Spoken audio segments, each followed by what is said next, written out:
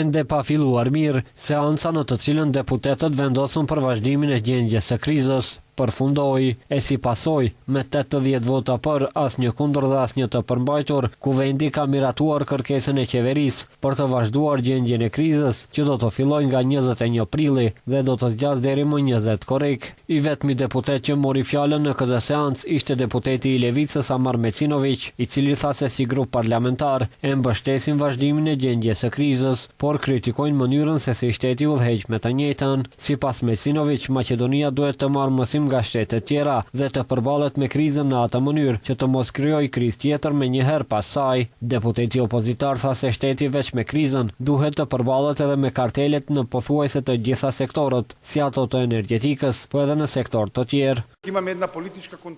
Kemi një kontradikt politike, të cilën nuk e kemi të qartë. Kryeministri Mickoski dhe Ministri i Energjetikës me javë të tëra deklarojnë se situata është stabile, por nga ana tjetër kemi në fuqi gjendje krize. Për më tepër, sot e vazhdojmë gjendjen e krizës edhe pse me javë të tëra na thuhet se situata është stabile. Edhe më tragjike është se në deklaratat e saj, Ministri i Energjetikës ku thotë se gjendja është stabile, por do të ndjekim situatën dhe se do të reagojmë nëse prishën ekuilibrat. Me vazhdimin e gjendjes së krizës nga qeveria thonë se pritet të vazhdojnë edhe më tej masat ekonomike, siç janë ulja e tatimit të vlerës së shtuar nga 18 në 10% dhe ulja e akcizës për naftë dhe derivatet e naftës. Gjithashtu nga qeveria thonë se kanë kërkuar vazhdimin e gjendjes së krizës për shkak të rrezikut serioz për furnizim me energji, naftë dhe derivate dhe mundësisë për pengesa dhe bllokim të importit.